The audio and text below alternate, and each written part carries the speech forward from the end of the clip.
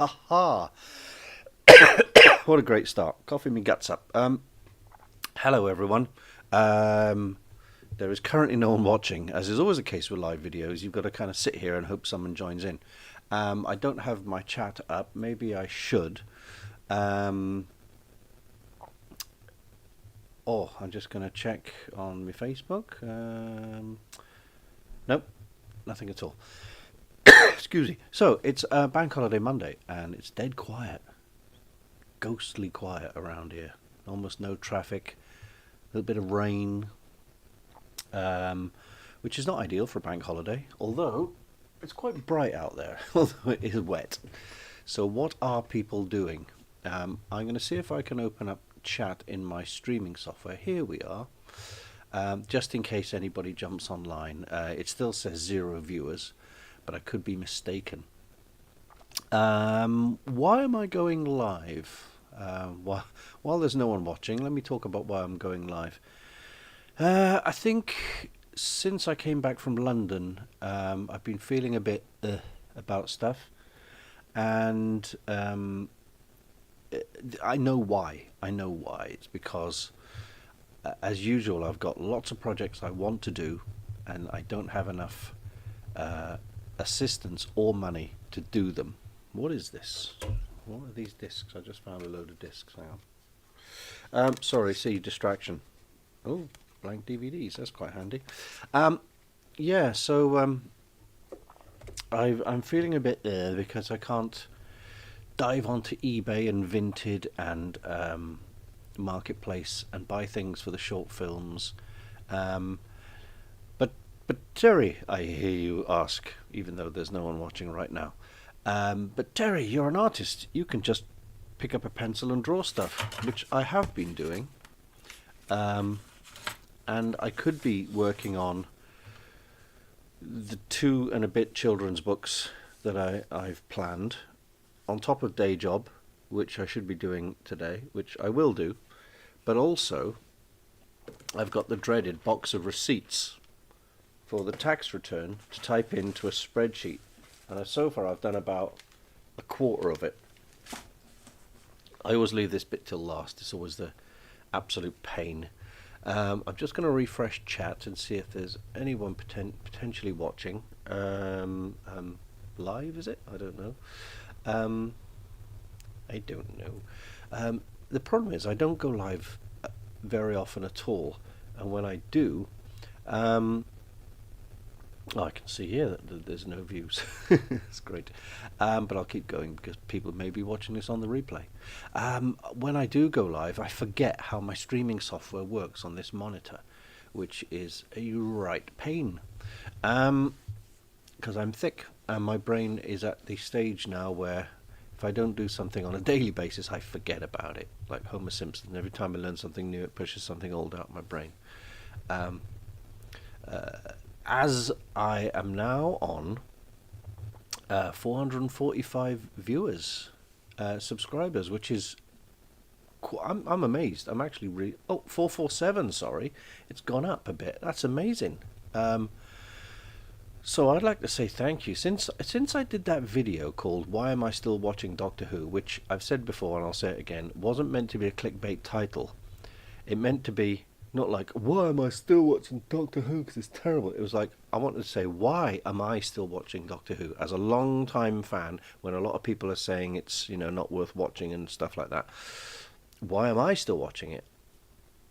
Hello, Vicky. I've just seen your chat pop up there, and I can see 2 viewers. So that's probably me on the other channel and yourself.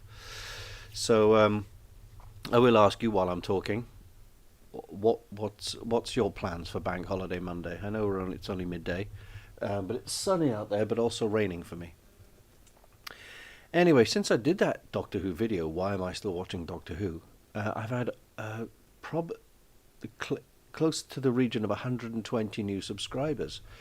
So on the one hand, the argument is, well, if you want more subscribers, just do Doctor Who videos. But I'm not a Doctor Who uber expert. There's plenty more experts about Doctor Who out there. And do I really want my channel to turn into a Doctor Who channel? My YouTube channel doesn't have a theme as such. It's just like an online sort of diary. Every time I think of something interesting, I'll talk about it. Of late, recently I changed from Terry on Tuesday, what it used to be called, to like just my name. And I thought, well, now I don't have to do everything every Tuesday. And I thought that was a good idea to begin with. And now it kind of isn't, because now I don't have a Tuesday to aim for. It's just a little bit higgledy-piggledy. And if you're American, higgledy-piggledy means all over the place. Well, gardening is going to be fun, Vicky, today, if it's wet where you are, because obviously it's going to be muddy, and it's going to be fun to kneel down if you haven't got anything to kneel on when you've got wet grass or whatever. And there'll be lots of worms. They tend to come out when it's wet, don't they? I don't have a garden anymore. I used to love and hate gardening. I used to hate it because it was such a big garden and it got overgrown really quickly. So, I'd break the gardening up into about 3 or 4 days worth of solid labour. And by the time I got to the fourth day, the first day's worth is overgrown again. So it was a never-ending battle. But when I did it all, usually it's like anything. It's like getting exercise or whatever. You think, it's too hot to do it today, and then it's too cold to do it today, and you always find reasons not to. And I should have just dug the garden up completely and put like carrots and cabbages there, like my dad used to do when I was a kid in London. We had quite a big garden because the neighbours gave us their garden. And actually, shall I show you? I'm really enjoying playing on Google Maps. I went for a walk. You're off for a week? Oh, joyous. Right. Let's go to London on Google Maps. Hang on. Screen capture. Hey! Right, okay, let's go to London. There's Newport. Here's London. Everyone loves London. Camden Town, Shepherd's Bush, Paddington. We're getting closer. Where did I live? A little bit further north. Hang on. That's where I was the other day, at Holland Park. That's where I was for the Tim Burton experience. Let's go a bit further north. Paddington, we're getting there. Kilburn. The Freud Museum. Never heard of that. Have to go there. Camden Art Centre. Too far north. This way. Shoot Up Hill. That's a great name for a place. That's near where I used to live. Quick Fit Cricklewood. Energy Cricklewood. Hang on. Where's me street? Have I gone too north? No. There's my... Oh. Have I gone too far north now? Ashford Road. Pine Road. No. Here we go. Okay. Wootton Road is where I used to live. Something's just beeped me on my phone. What does that mean? It's just a comment on a thing. Right, so I used to live on Wootton Road here, and basically, this where Matalan is, and all these houses used to be a huge factory where my dad used to work. My best friend lived on Newton Road, which is where I was a couple of days ago. And let me show you the car on Newton Road, right? Because this is mad. Hey. Welcome to Newton Road. Okay, so this car here. It's a Morris or a Daimler or something. I think it's a Morris. As you can see, I mean, not that one, this one here. What type of car is that? Jag? Daimler? Morris? Some kind of Morris. Humber, possibly. That car has been there since I was 10 or whatever. We have 3 viewers now. Hello, whoever you are. So that'd be Vicky, me, and someone else. That car has been there since I lived there. So that's been there for over 45 years. It's always taxed. Not yesterday. A couple of days ago, I walked past it, and there was a new can of WD-40 on the seat. So someone owns that car on that street. I remember playing in that car when I was about 8 years old. So that car's been there for 45 years. That's absolutely crazy. I must get onto the Cricklewood Facebook page and ask if someone can tell me about it. Now, on the end of the street is a sweet shop, and it's still called Munro's. But the Munro family was an Irish family who owned it when I was there, but they've long since moved on. It's about 3 or 4 different owners, but I did pop in. It used to be, I mean, it's really packed now. It's like a spa, it's really heaving with stuff. But it used to be just a big wide shop with all the walls from floor to ceiling full of sweets, jars of sweets, and they were all full of windows and all that. And it was just called the Sweet Shop, which is why I still call it Sweet Shop. Which is also cool. Now, across the road from there, where this little picket fence is, that was another shop, which isn't there anymore. That was a big grocer's, a kind of delicatessen stroke general store, a bit like Arkwright's and open all hours. And it was owned by Mr. Evans, who was from Tredegar in South Wales, which is just up the road from where I live now. And he was obviously friends with my mother because they were Welsh.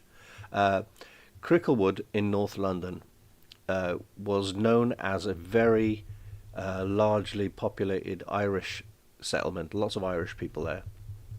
But now, even that's changed. Apparently, from 2000 onwards, I walked up here the other day. I'll just go the same route. The Irish people have dwindled or moved away, and now it's Eastern European. So you've got sort of the Polish types and all that. This is Langton Road. Again, this is where these houses never used to be here. This used to be the factory grounds where my dad used to work. Let's go down Langton Road. It's a bit of a scruffy road, actually. It's always like, what the heck is that? Oh, it's blurred out, whatever it is. It's half a chair. See what I mean by scruffy? Right, anyway. I'm just going to take a quick walk down to my house. This park, it never used to be there either. It's gone sunny all of a sudden. This is Wootton Road. Where's my house? Where's my house? A bit further down. Here we go. Right, so this door here is number 13, and that's 13A. So these houses are split into upstairs and downstairs. 13 was where I used to live, and we had the downstairs. And then 13A was the people who lived upstairs. Now, I'll tell you a ridiculously silly story. So, right, there's my house there. This house was owned by an Irish family who, at one point, their house caught fire. And I remember my mum coming out at 2 a.m. with trays full of cups of tea for the firemen. Years later, I heard it was an insurance job. But there was all kids playing and stuff here. The woman and her sister would come out. I think one woman's name was Maureen and the other one was Mary, I think. And we'd all be sitting on the thing, blah, blah, blah. But I wasn't allowed to go out, apparently. I was in trouble. So I had to stay in, and I was watching from this window. So I was standing there in my T-shirt and pants and bare feet, just watching everyone playing and talking. And I wanted them to hear me, so I was knocking the window and nobody heard. So I decided to knock the window with my foot. I ended up kicking the glass through and falling out of the window into that area down there. Now, that area at the time had a wooden coal bunker, which was like a little tiny shed, right in there, where my old man used to keep coal, for the coal fire. And I fell into the coal bunker. Never lived that down. But all these houses had little, cornerstones or headstones, or what you would call them, caps on these. But they've completely rebuilt all this, and they've put a new path, and they've put a new door. This flat was going for something like £500,000. My parents used to rent it for £15 a month, but it was the 70s. And we've had a couple more viewers. Hello, viewers. Say hello in the chat. if you will. That'd be good. And this pillar, oh, you see, that pillar's fallen off already. This pillar's completely fallen off now. It's been pushed over. So the brick, whoever did the brickwork on that, not very good, guys, for a £500,000 flat. And look, it's not £500,000 because it's great. I mean, see all these tiles coming off the roof? I knocked some of them off myself, and they haven't been replaced ever since.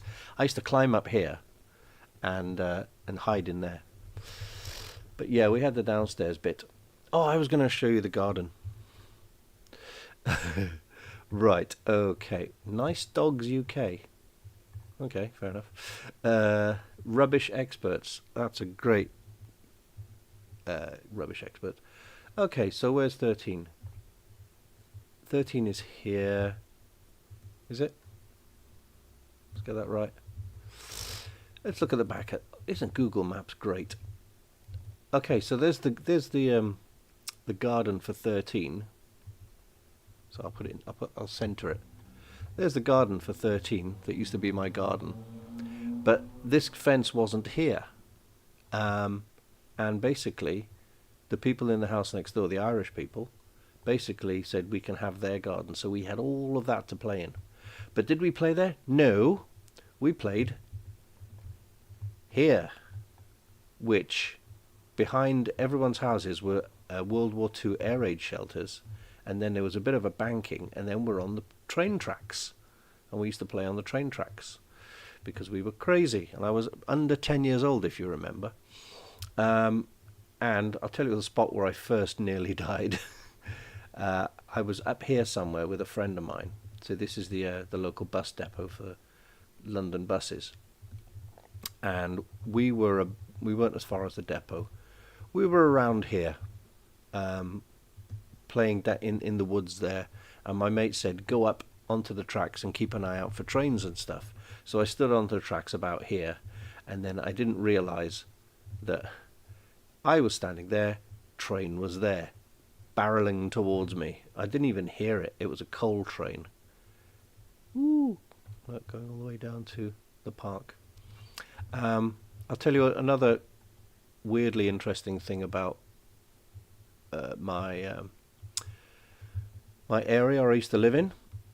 This corner at the bottom of my street. This corner, we were walking to school, like so. So, come out of the house, come walking down here, because that's the school. That's the junior school. So we'd walk down here, and we'd go all the way down to here, and right in the corner where those people are, there was a red phone box one morning. We were like, oh wow, they've put a phone box in. And in the afternoon, it was gone. We were like, proof of a TARDIS. Proof that TARDISes exist. It was there this morning, it disappeared. Turns out the BBC was filming a TV show called Out of Bounds, which was kind of like Grange Hill. Anyway, so we'd walk a bit further down here. I walked past that church the other day, St. Michael's Church, very huge church, just reminds me of jumble sales. My mum used to take me to jumble sales there. These are all new houses. They weren't there when I was a kid. It's called Alan Coran Close now, after the famous wit. I remember that being there when I was a kid. It's weird. It's changed in some ways, but then it's not changed in other ways. My friend Victor used to live there. Victor Vieira. He was an Argentinian, I think. No, he's Portuguese. Right, so as we get down to the park, we get to 147 Olive Road, which was the second house I ever lived in. I think we lived upstairs. We rented the upstairs. Very big house, as I recall. And if we go a little bit further, we get to the library. There's the library, which is obviously a new building. They've completely replaced the old building. But next to it is Oman Court, which was very, very Art Deco. It was very nicely done, but we used to annoy people by riding our bikes within there. Across the road from the library used to be a phone box right in that gap in the bushes. Ooh, I've gone past it. Oh, it's winter all of a sudden. Whereas the phone box used to be about... Where's it? Well, where this gap is, there was a phone box. And then as you get to the bottom end here, we'd have what you call the Daleks. because we were young and very small, there were these two bollards which are still there to this day, and we call them the Daleks. And if they're ever getting rid of them, I want them. Give them to me. I was thinking of like looking into the price of a flat here. I don't know if they're OAP flats. Lecky House. I was like, how much are the flats? Flats are about 500,000. You know, it's like, what? Just because of where they are. Now, this is Gladstone Park, which is huge, where we used to spend most of our time playing. And if you go, you've got to go further down. Hang on, let's just get out of here. Where are we? Where are we? Oh yeah, I'll just show you a very nice Art Deco Omen Court, which is nice. Anyway, so there's the park. 93 acres of park we used to play at. And as you get to the end of the park, you get to Melrose Avenue, which, if you know anything about serial killers, this was where Dennis Nilsen lived for a time. Where is it? Number 55, I think it was. Where's the numbers gone? 179, 185. Oh, it was 18. I think it was 185 or 187. One of these. Let's have a quick look down here. So yeah, I got a feeling it's that one actually. 185 Melrose Avenue. This is where Dennis Nilsen took quite a few people home, strangled them and chopped them up, and then disposed of the body parts either in the back garden in bonfires there, or he'd throw them over into the waste ground or take them for a walk into the park. Now, my old man said, follow the van. My old man used to know the people who lived above him, a pair of Liverpudlians, and they said, hey, there's a weird guy lives downstairs. He's always having bonfires at all hours of the day and night. And he keeps throwing rubber tyres on the bonfire because he was hiding the smell of burning body parts. How nice. So after that, he moved from there to a lot more further north of London, and that's when he got caught. So this place, I think, is occupied. The other place that he went to is a really expensive flat. It's been done out, and it's really expensive. Unfortunately, they don't say what their flat was famous for, but they do say, although it's a very nice flat, it does have a history which we'd advise you look into. In other words, do you want to move into a place where many people were disposed of, shall we say? Yeah, so you can see here the park, which is pretty big. 93 acres, that's what we had. And it comes with a little pond, a little lake with duck pond, and where's the other bit? This area here used to be an outdoor swimming pool, which is no longer here anymore, you can see. But used to pay in the summer to go swimming there outdoors, and it was freezing cold, and I hated it, which is probably why I can't swim now. But if you go to this park and you look this way, can you see it? Where is it? Wait for it to refresh. Maybe I'm not looking further across enough. Where is it? You can see, you get a good view of Wembley Stadium, or whatever the stadium's called nowadays. Hang on. That's not Wembley Stadium. Where's Wembley Stadium? Willesden, Harlesden. Ah, it's there. There's Wembley Stadium, because you can see all this. Wow, look at that. I haven't had a good look at this yet. And it's Wembley Stadium, there's football playing and stuff. Well, there's only one person viewing, so I think I've bored everyone. There's Wembley Stadium. Anyway, let's get out of here, shall we? Let's get rid of this screen capture thing. I've clearly bored everyone.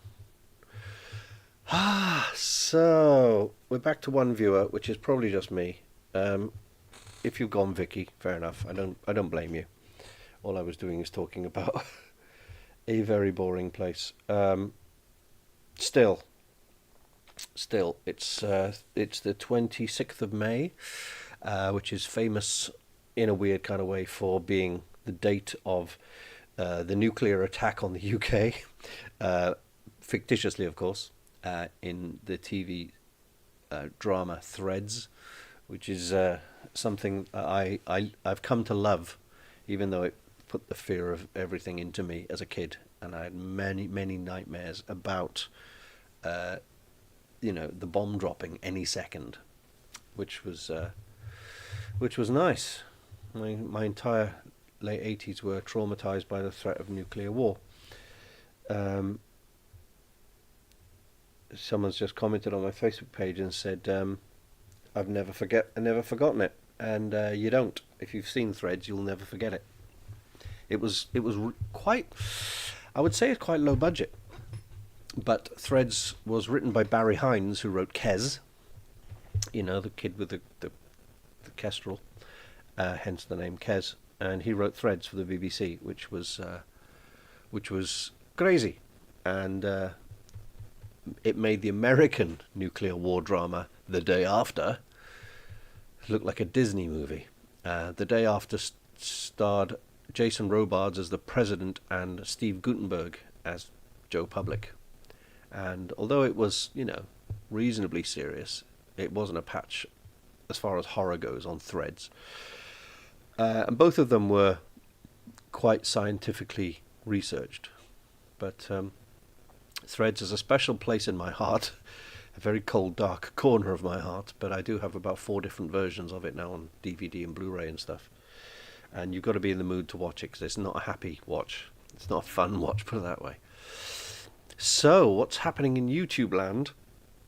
I'm going to refresh the chat for a second and see if anybody's talking. Nobody? Okay. I'm just going to check the live, see if 6 views. I'm live now. It says that 4 people are watching. So, hey, look, if I'm one of the 4 and Vicky might be the other one, there are still 2 people. So say hi in chat. Just say hello, whoever you are, because it gets a little bit. When you're doing a live, you think, I've got to keep talking. I don't know what to talk about. And it's nice when someone pops up a message in the chat and then you go, let's talk about that. I talk about pretty much everything. I try to keep religion and politics out of it. I'm not religious, and I am filmed in Super Articulation. That is an amazing name. Is filmed in Super Articulation. Obviously, I'm thinking of Super Marionation for Jerry Anderson, and you've got a Doctor Who kind of thingy going on there. Vicky is still here. Brilliant. But Super Articulation sounds like it's filmed with some kind of stop motion animation. I could be wrong. Obviously, you've got a John Pertwee era icon, avatar there.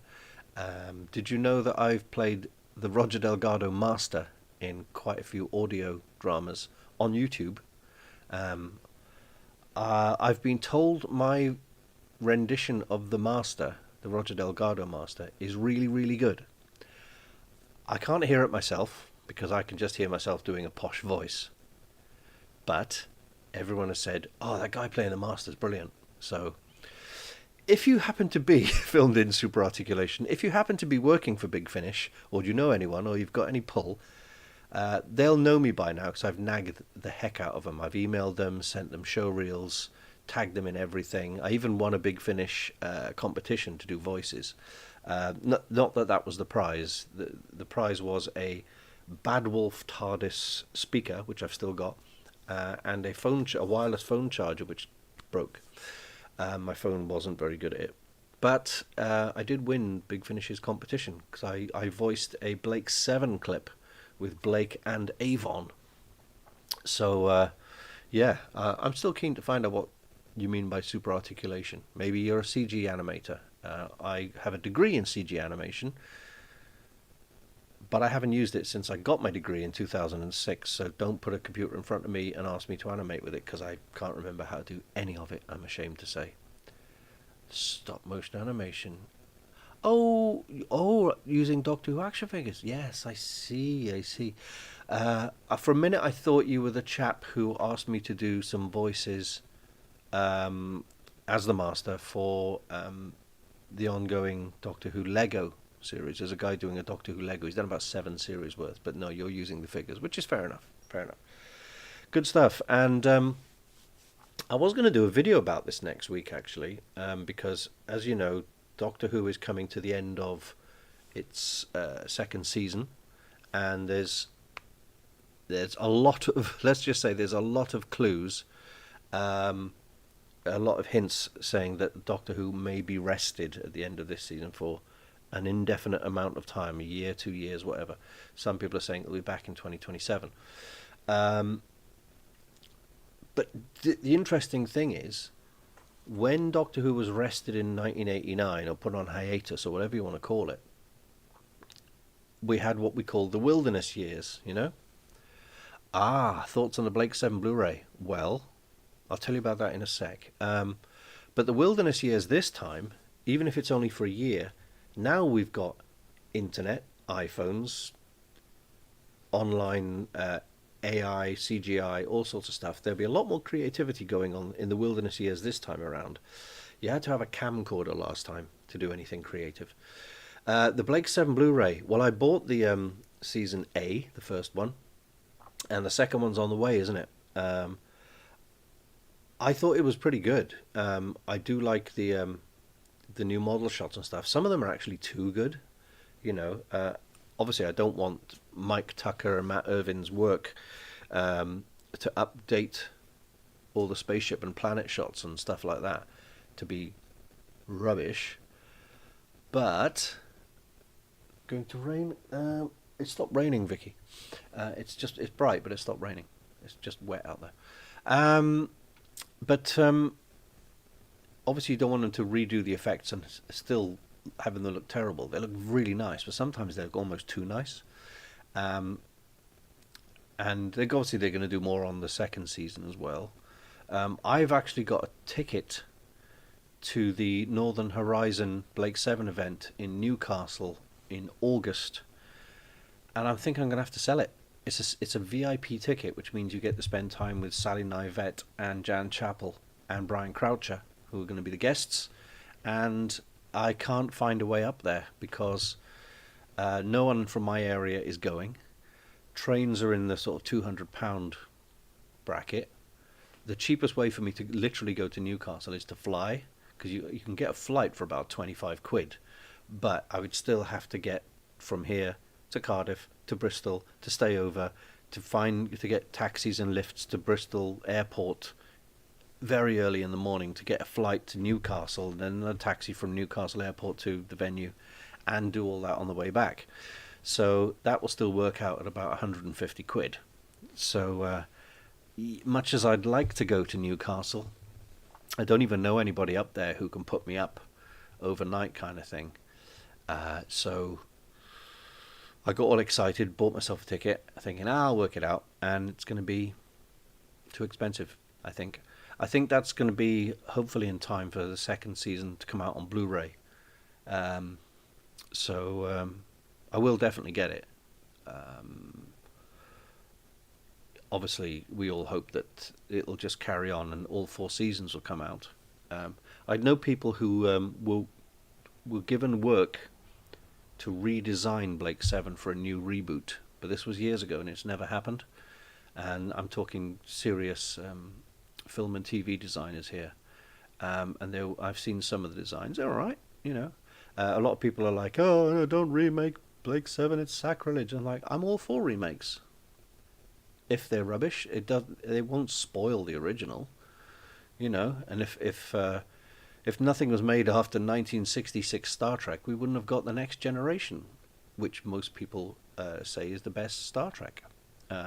You may not agree, you may disagree, but I don't mind remakes. There was talk of a Hitchhiker's Guide to the Galaxy TV series on Hulu a couple of years ago, using Disney money, and it never came off. And I was like, no, I wanted to see that.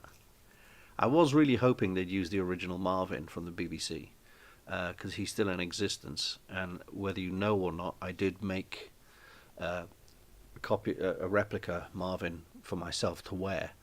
And I wore that for a while, won a couple of competitions. Well, I say for a while, I wore it twice.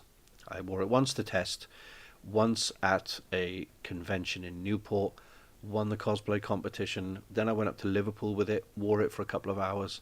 The most painful thing I've ever been in. And I didn't win the competition, obviously. But somebody asked to buy it off me straight away. So I sold it, and it went to the Milton Keynes Museum of Sci-Fi.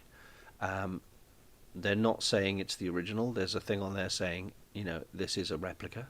But it is on public display, which is cool. It's better than someone in someone's house. It's on display where people can see it.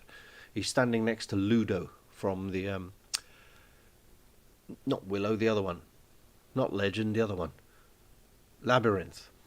So my Marvin is there. But the interesting thing about my Marvin, he's got stickers on the chest that say GPP, and another one saying Sirius Cybernetics Corporation. Now, the original Marvin didn't have those stickers in the movie of Hitchhikers because Mike Tucker was asked to refurbish Marvin and didn't have stickers. So I sent Mike some new stickers to go on the Marvin. So in a weird kind of roundabout-y way, the original Marvin is wearing the stickers from my Marvin replica, which is nice. Mike Tucker's a great bloke, by the way. He's originally Welsh, born in Wales. And he was more than happy to talk to me about his career and everything. I've got a really long interview with him on my YouTube channel, in his office with Marvin there, and a load of other Doctor Who and Cybermen and Dalek models and all sorts of stuff there. Classic stuff. Very nice guy. They're no longer in Ealing Studios. They've moved. I think Mike Tucker is kind of retired now. His company, I think, is still going. They call the Model Unit. But I don't think Mike Tucker is actively working for this. This is it. What do I do on bank holidays?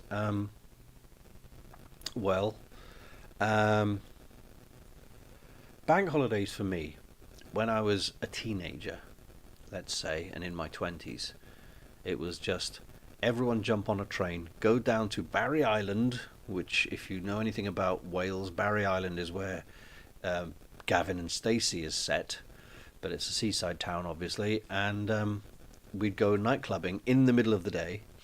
The nightclub was called, I think it's reopened, someone told me. It's a nightclub in a basement. I think it actually called the basement. And we would just, be underage drinkers or whatever in our 20s and dance for a few hours, learn how to dance. It was all in the 90s. It was all kind of R&B and swing and all that kind of stuff and rap. And then we'd come out all completely drunk and feeling like death warmed up to bright sunshine, which felt weird coming out of a nightclub. You'd be dancing for 3 or 4 hours in the dark with smoke machines and lasers and everything else, and you'd come out and it's the middle of a sunny bank holiday Monday with families everywhere and ice cream and candy floss, and you're like, I'm really drunk, and then you'd have to get on the train. Great days. I've no idea how I could afford it because I never got pocket money, so I think it must have been during my days just after school. I was on my youth training scheme and I was getting about 30 quid a week. But now bank holidays are just nice quiet days. It's like an extra Sunday for me.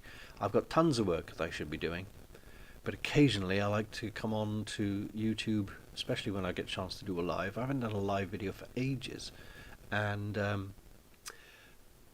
I just like the time, to relax and sorry, I'm yawning.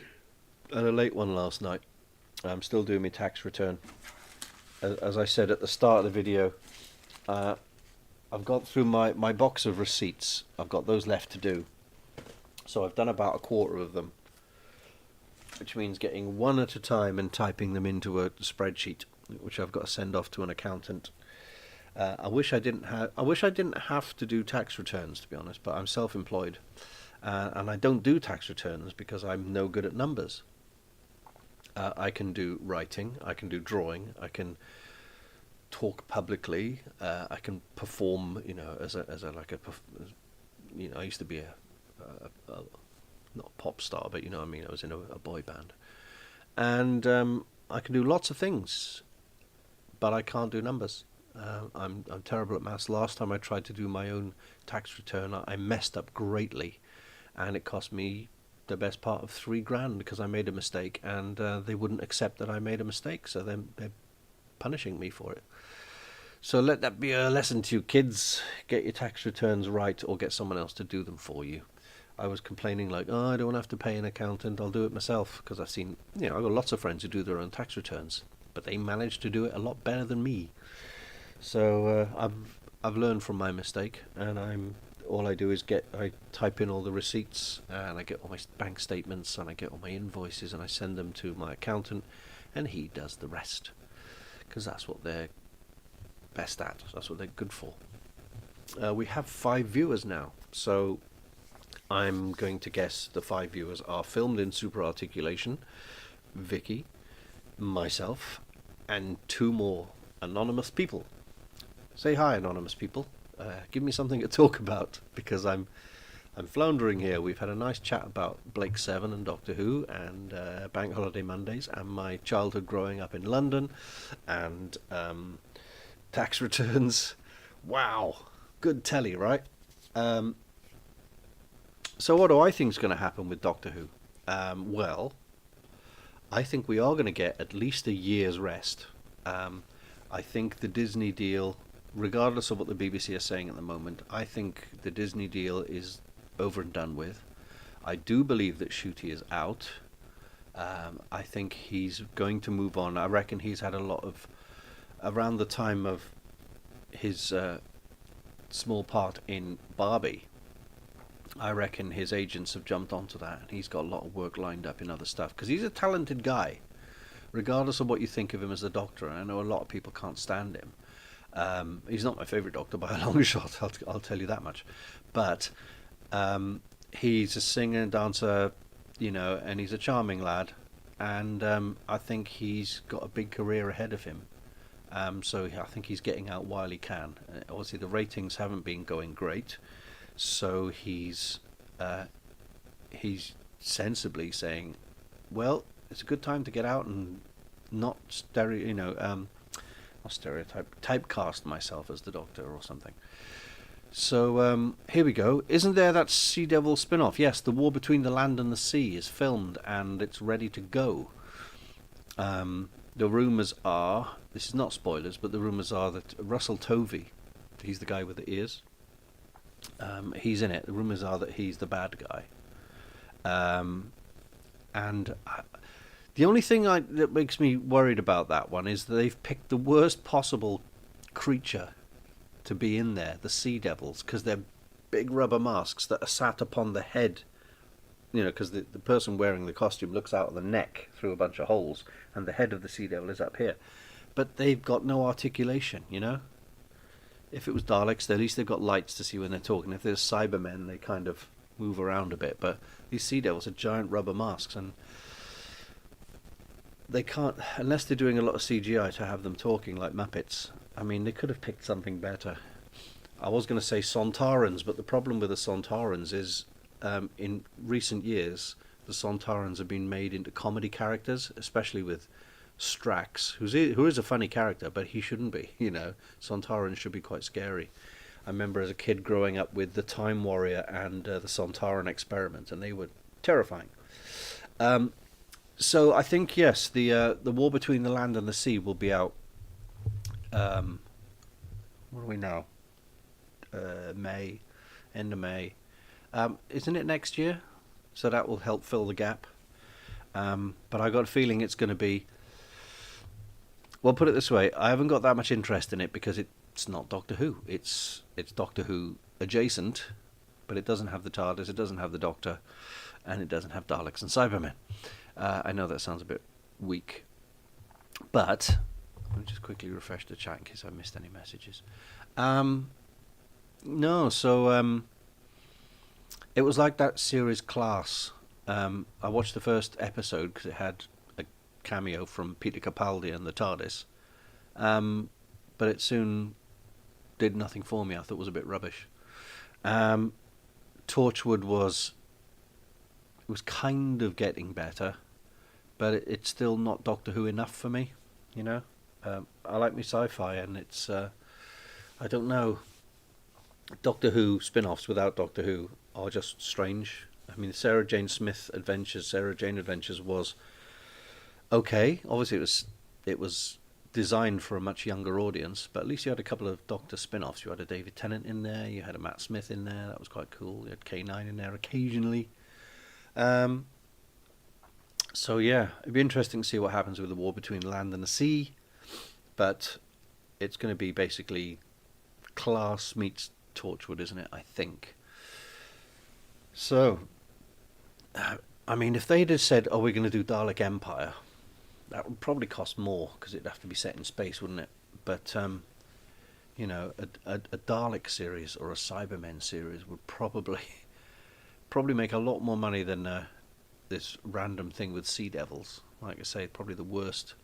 I mean, even Zygons are people with prosthetics on who can talk, that they can act a bit. But when you've got these guys with big rubber Sea Devil masks on, it's not the best choice of a creature to be your villains. Oh well. Like I said, I think it's going to be rested for at least a year. The Disney deal is out, Shooty's out. They've filmed the first half of a Regeneration, and there's no need to cast anyone. If they're going to rest it for a year, there's no point in announcing a new Doctor until they start filming, because they will be spotted filming all over Wales, most likely, and then they'll have to reveal who the Doctor is. Obviously, I'm hoping for Michael Sheen almost all the time. There's a lot of rumours there about what's her name, Billie Piper, but I think that would be a mistake. She's tied to the Rose Tyler character, and to have her as the Doctor would be a bit silly. It's a bit like Robert Downey Jr. coming back as Doctor Doom. Is he going to be a Tony Stark from a different dimension, or is he literally going to be playing a different person called Victor Von Doom? But again, they have to mess his face up, because Victor Von Doom wears the mask because he's disfigured. But if it's, I think it's fine. If Robert Downey Jr. is playing a guy called Victor Von Doom and you never see his face, great, fine, let him do it. But if it's just going to be, oh, by the way, I'm Tony Stark, or I look exactly like him, it's a little bit unsatisfying, isn't it? It's like with Judge Dredd, when they made the first Judge Dredd film with Sylvester Stallone. Within the first 10 minutes, he takes his helmet off and spends most of the film with his helmet off. But that's not what Judge Dredd does. But the director says, well, look, at the end of the day, you don't spend millions on Sylvester Stallone and keep his face covered. I was like, yeah, but that's not the character. Carl Urban, who appeared in Dredd in 2012, I think it was, said, I'm not taking that helmet off for anyone, because that's not what Dredd does. Dredd is a faceless, not much of him. And good on him. Good on him. He stayed true to the character. Good stuff. There is talk that the creators of The Boys, or the production team behind The Boys, is wrapping up The Boys now, and they're going to start working on a Judge Dredd TV show with Carl Urban. So, fan-flipping-tastic. Be interesting to see what that is. Yeah, so, anyway, we're on 49, so we've got 10 minutes left, 9 minutes left. 11 minutes left. We have 4 viewers, so that may even just be us 4, which is Vicky, me, Super Articulation, and one other person, unless it's my phone, which is the other person. I've got a phone and I've got a YouTube on another monitor here, so maybe I'm two. But yes, it's been nice to talk about some stuff. I don't know if I'm going to keep this video up for other people to watch. I could do, because I suppose it all counts towards content, and the algorithm wanting to know how many hours of watched video I've put up. So if I delete it, I'm kind of doing myself a disservice, even though it's not a greatly entertaining video. But I'll do another one at some point, and we'll hopefully get more people.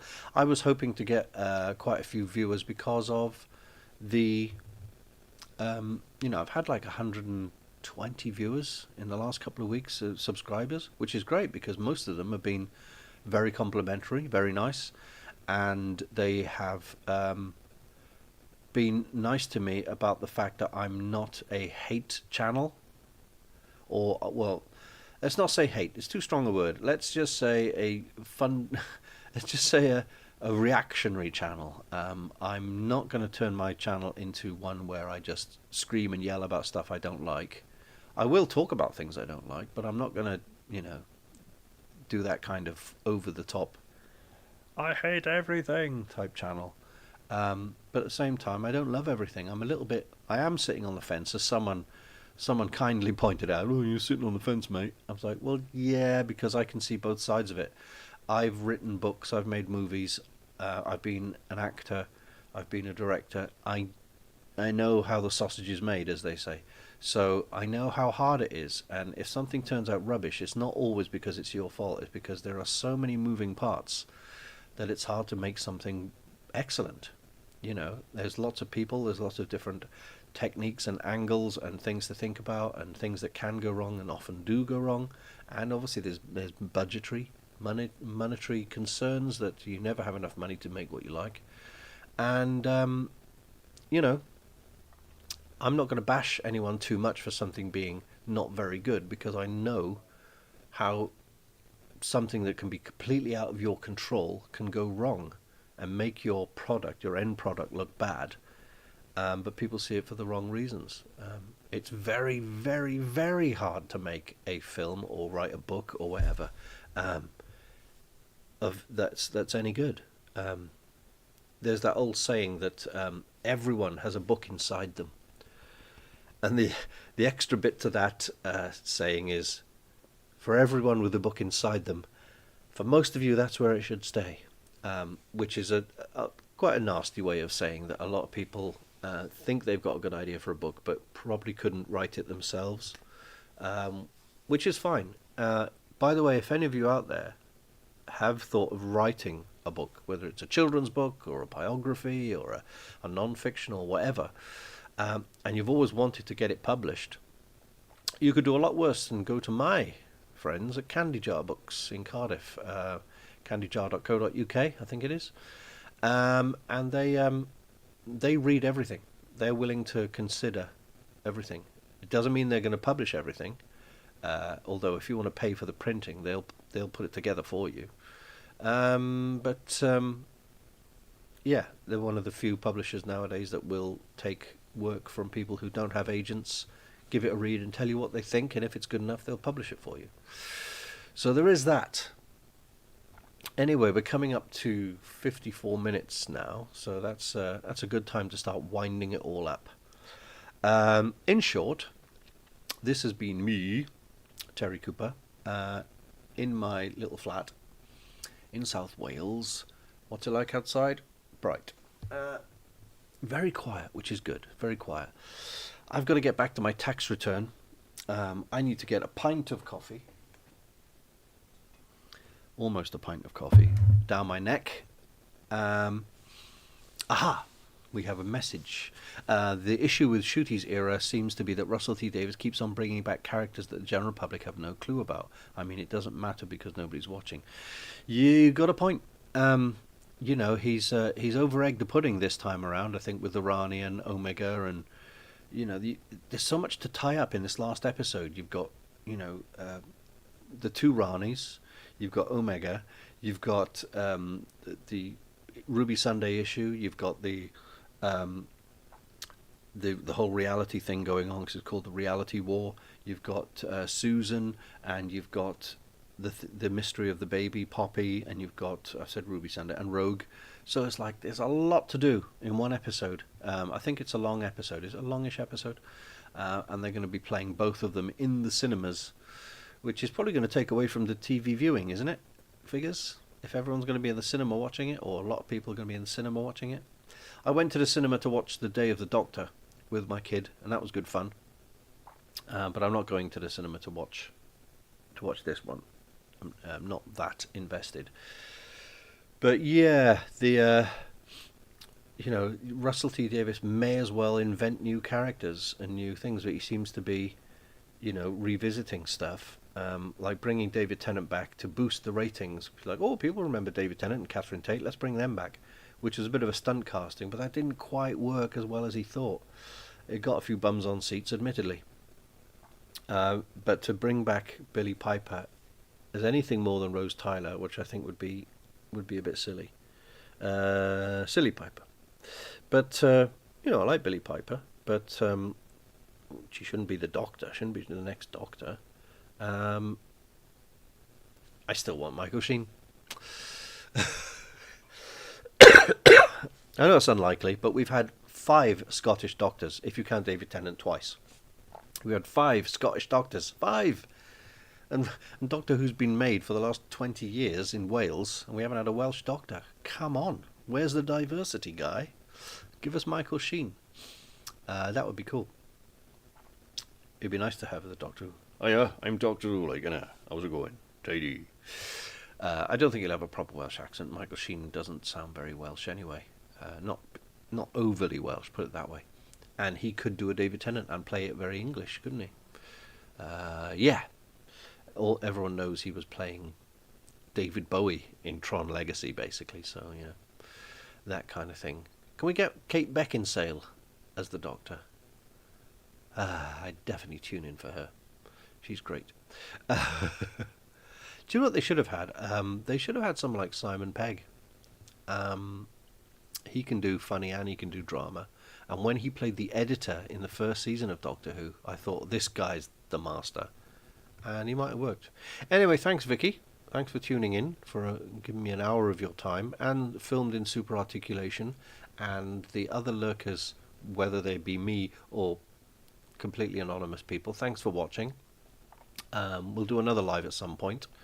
And I'm going to close it down with 3 minutes to go. So, yes, have a good time. Have a nice bank holiday Monday. And I shall see you in my next video, which will be at the end of the week, summing up the Reality War, the final Doctor Who episode, and what I think of Doctor Who at present, and where I think